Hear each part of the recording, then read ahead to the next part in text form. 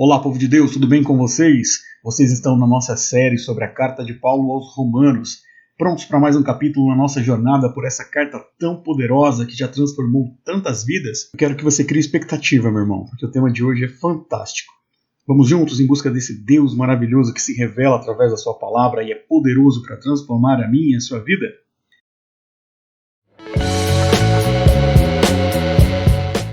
Hoje nós vamos meditar no capítulo 5. E é um capítulo incrível, ele traz grandes ensinos. E nós poderíamos falar sobre ele durante muitas horas. Por exemplo, do versículo 3 até o versículo 5, a palavra vem nos dizendo como os problemas que a gente enfrenta nas nossas vidas são usados por Deus para o nosso crescimento. No versículo 8, ela vem nos mostrando que o sacrifício de Jesus não foi pelos bons, mas foi pelos maus e pelos pecadores. Já entre o versículo 12 e o 15, Paulo ele traz um contraste entre Adão e Jesus. Ele diz que o pecado e a morte entraram na humanidade por um homem, e a vida e o perdão por outro. Mas no vídeo de hoje eu quero tratar especificamente do versículo 2, sobre a graça de Deus. O versículo 2 diz assim: pelo qual também temos entrado pela fé a esta graça, na qual estamos firmes, e nos gloriamos na esperança da glória de Deus. Em 2009, foi realizada uma pesquisa com milhares de cristãos nos Estados Unidos. Os que foram pesquisados eram crentes nascidos de novo, de várias denominações. E a pergunta que era feita era bem simples. Ela dizia: me dê 3 definições ou descrições da graça de Deus. A esmagadora maioria das respostas foi salvação, dom imerecido e perdão dos pecados. Entretanto, a tragédia é que apenas 2% dos milhares que foram pesquisados, eles afirmam que a graça é o revestimento de poder de Deus. No entanto, foi exatamente assim que Deus definiu e descreveu a sua graça. Ele diz: a minha graça é suficiente para você, porque o meu poder se aperfeiçoa na sua fraqueza. Ele diz para Paulo em 2 Coríntios capítulo 12, no verso 9.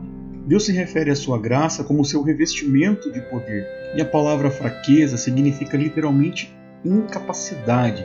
O que ele está dizendo? Ele está dizendo: a minha graça é o meu revestimento de poder e ela é aperfeiçoada nas situações em que você não é capaz, aquilo que vai além da sua capacidade. O apóstolo Pedro, ele define a graça da mesma forma. Ele escreve na segunda carta dele, no capítulo 1, no versículo 2 e 3, diz assim: graça e paz vos sejam multiplicados pelo conhecimento de Deus e de nosso Senhor Jesus Cristo, visto como o seu divino poder nos deu tudo o que diz respeito à vida e piedade, pelo conhecimento daqueles que nos chamou por sua glória e virtude. Mais uma vez, a graça é mencionada como o seu divino poder. Pedro afirma que todos os recursos ou habilidades que são necessários para a gente viver uma vida santa e temente a Deus, eles estão disponíveis por meio do revestimento do poder da graça. Mas o fato de a pesquisa ter revelado que apenas 2% dos cristãos norte-americanos conhecem essa verdade é um enorme problema. Deixa eu explicar. Para que a gente receba alguma coisa de Deus, a gente tem que crer. É por isso que a palavra no Novo Testamento, elas são chamadas de a palavra da fé. Resumindo, se a gente não crê, a gente não recebe. Um exemplo básico disso é o sacrifício de Jesus. Jesus morreu pelos pecados de todo mundo. Mas somente aqueles que creem, eles recebem a Jesus e então são salvos. Então eis o enorme problema. A gente não pode crer naquilo que a gente não sabe. E se 98% dos cristãos não sabem que a graça de Deus é o revestimento de poder ou a capacitação dele, então 98% estão tentando viver uma vida santa, mas na sua própria capacidade. E isso leva à frustração e à derrota. A nova natureza deles não está capacitada. Em outras palavras, não tem gasolina nesse tanque. Para aprofundar um pouco mais o nosso entendimento, a gente vai ter que recorrer à palavra grega. A palavra que é usada com mais frequência para graça no Novo Testamento é charis. Essa palavra ela é definida pela concordância de Strong como dom, benefício, favor, graça e liberalidade. Agora, se a gente pegar essa definição e colocá-la naquilo que a gente ouve na carta de Paulo aos Romanos, aos Gálatas e aos Efésios, a gente vai localizar a definição de graça com a qual a maioria dos cristãos está familiarizada. Entretanto, Strong ele continua com sua definição. Ele diz: a influência divina sobre o coração e o seu reflexo na vida. A gente vê que há um reflexo externo daquilo que é feito no coração. O porque fala do revestimento do poder da graça. No capítulo 11 de Atos, quando Barnabé chega à igreja de Antioquia, no versículo 23, ele diz que ele viu a graça de Deus. Ele não ouviu, ele viu a graça. Ele viu a evidência dela. O comportamento externo daquelas pessoas confirmava o revestimento de poder e de graça em seus corações. Irmãos, a graça é um dom. A salvação é um dom da graça. O perdão é um dom da graça. A cura é um dom da graça. A provisão é um dom da graça. Receber a natureza de Deus é um dom da graça. Revestimento de poder é um dom da graça de Deus. Todas essas coisas são manifestações do seu favor nas nossas vidas e cada uma delas é imerecida. Com relação ao revestimento de poder, a graça nos dá a capacidade de ir além da nossa capacidade natural. A gente não tinha capacidade de nos libertar do inferno. A graça fez isso. Nós não deveríamos viver em liberdade, mas a graça nos capacita. Nós não podíamos mudar a nossa própria natureza, mas a graça fez isso. Nós não temos capacidade de viver uma vida santa, mas a graça nos capacita. Não é de se admirar que nós a chamamos de maravilhosa graça.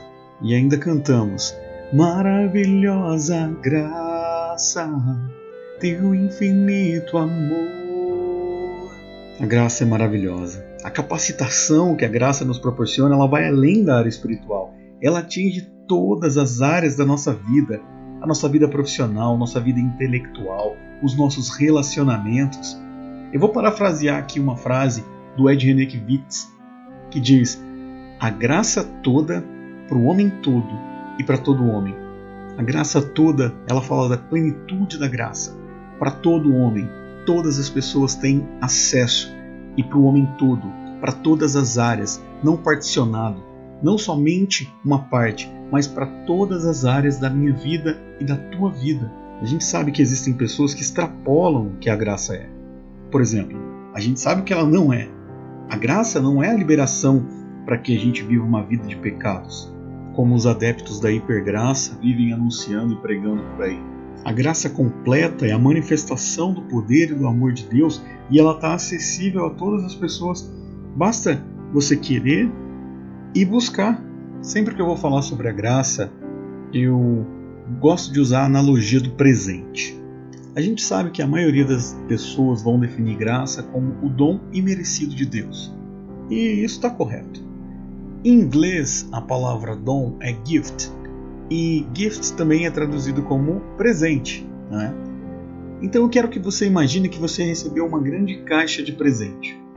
Você abre essa caixa e quando você puxa, a primeira coisa que vem dentro dela é a salvação. Você fica muito feliz, você fica muito alegre, você começa a dar pulos, a glorificar, e aí você deixa a caixa de lado e fica somente com a salvação. Você está satisfeito. Mas você pode me perguntar, tem algum problema nisso? Aí eu respondo, sim, tem. Porque naquela caixa enorme tinha muito mais coisas que você deliberadamente escolheu não usar. Ou seja, Deus te deu o presente, mas você escolheu não tirá-lo da caixa. Como já dissemos, tudo aquilo que você não crê, você não recebe.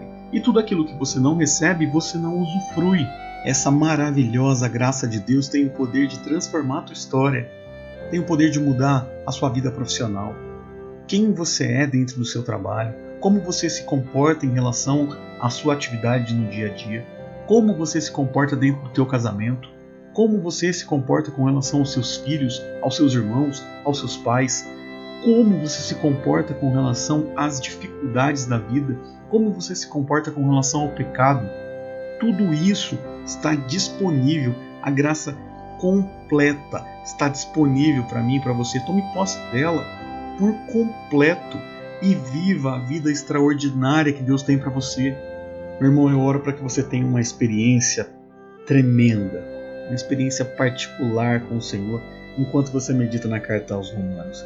Eu creio que Deus vai falar ao seu coração de uma forma especial e eu gostaria que você compartilhasse com a gente aqui nos comentários o que o Senhor te disse para que edifique também a nossa fé. E também gostaria de te incentivar a compartilhar com outras pessoas a sua experiência, aquilo que aconteceu na sua vida, para que a sua experiência toque em outras pessoas e essas pessoas também sejam tocadas pelo Senhor. Meu irmão, se apaixone pela palavra de Deus e a sua vida vai mudar. Que Deus abençoe a sua vida grandemente e nos vemos no próximo vídeo.